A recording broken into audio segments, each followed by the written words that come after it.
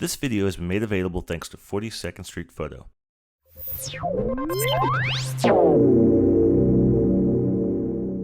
What's up, Geeksters? It's me, Omar from geeksterlabs.com. How are you doing today? Well, today I finally have my final review of the Lumix GH4 from Panasonic. Just special thanks goes out to 42nd Street Photo for lending me this camera. You guys can check them out at 42photo.com. I believe they currently have this camera for about $1,400, and you can check out this camera as well as all the other cameras and devices and things they offer on their website. So 42photo.com is the website, and so this is going to be my final review in my series of Lumix GH4 videos, and this is going to be a different review than what I've done in the past with my camera reviews. Instead of going into really great detail and making a really long review, I think I just want to try to do my top 5 favorite features of the Lumix GH4. So that's what we're going to be talking about right now. So let's get right into it and start with number 5. So starting out at reason number 5, we have the fact that the GH4 can work with tons of lenses. So not only is there plenty of native lenses for the Micro Four Thirds mount on the GH4, but you can actually virtually use any non-native lens with it as well. All you need is a simple adapter, and you can start rocking your favorite lenses from Nikon, Canon, and even some other PL mount cinema lenses as well. And you can get even more functionality out of non-native lenses if you use an adapter like the Metabone Speed Booster. It not only will give you an additional stop of light, but it also can help widen out the field of view of that lens, and it gives it a more cinematic feel like the more expensive production cameras. Reason number 4 is Wi-Fi. So yes, I know that Wi-Fi is available on other cameras as well, but on this one it's really nice to be able to control the camera remotely in situations where it's placed in awkward spots. And so the two features that I really used the most was being able to send images to my smartphone and being able to post to social media. So it's nice to have high quality images I was taking with this camera instead of having to use my iPhone, which doesn't really allow you to zoom in and take really nice sharp pictures. But using them on the camera, you can send them from the camera to the phone, and I can post them on different types of social media. The other cool thing that you can do with Wi-Fi is using your iPad to have a larger wireless monitor of what I'm filming instead of just using the 3-inch LCD monitor. Now there is some latency, but it's very minimal, and this option is much cheaper than having to purchase a video monitor that you have to actually manually hook up through the camera.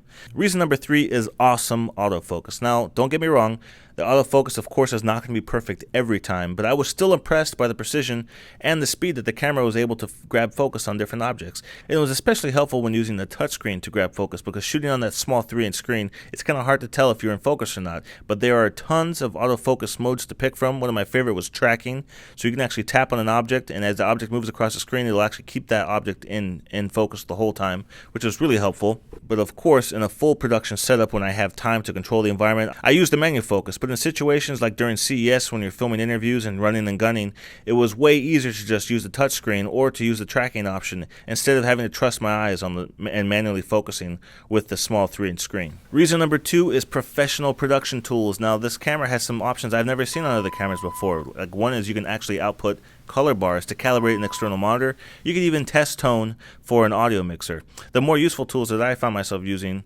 was while shooting was things like having the zebra and the histogram to help make sure that the exposure was spot on. And my favorite tool that I don't know how I ever lived without was focus peaking, which is super helpful when you're trying to nail down focus when you're doing it manually. And you can even set it to high or low, or you can turn it off if you don't want it. And you can even change the colors to blue, white, and orange. And so this was really helpful in manual focus mode, especially when I was using the 3-inch screen, because it's very tiny and it's very hard to see if things are in focus or not. So having peaking is a really awesome option.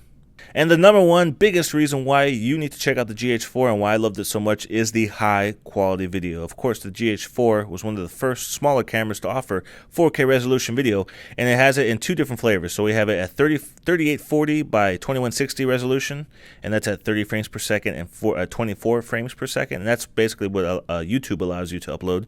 Or you can go full cinematic 4K, which is 4096 by 2160, and that's going to be in 24 frames per second. And it actually records both of those at 100 megabytes per second, which is pretty high bit rate, and you can even go up to 200 megabytes per second, I believe, at 1080p at 30 frames per second, which is really nice. If you're going to do that, though, you need to keep in mind to record those higher bit rates, you're going to have a nice SD card that will allow you to do that. And there are a ton of variations and options when it comes to picking the resolution and the bit rate that you want to record at. And there's also a variety of formats as well, like .mov, MP4 HD, standard MP4, and AVC HD. But the quality is so high on this camera that your footage, even at 1080p, is going to be outpacing standard DSLRs and even some 4K camcorders as well. So I was really impressed by the image and video quality of the GH4. Well, guys, this has been my review of the Panasonic Lumix GH4. I hope you enjoyed this format of the top 5. I figured, why give you a bunch of extra details and things like that when I just wanted to get straight to the 5 reasons why I love this camera so much, and I think you guys really need to check it out. And if you have any questions about the things you've seen in this video, make sure you post them down below in the comments. I read each and every one of your comments in all of my videos, and I will always do my best to get back to you as quick as possible. If you enjoyed this video, make sure you give it a thumbs up, and if you want to stay up to date with all of my reviews, make sure you subscribe to my YouTube channel. And as always, guys, make sure you stop by geeksterlabs.com for the latest in tech news and video reviews, and I will see you in the next video review.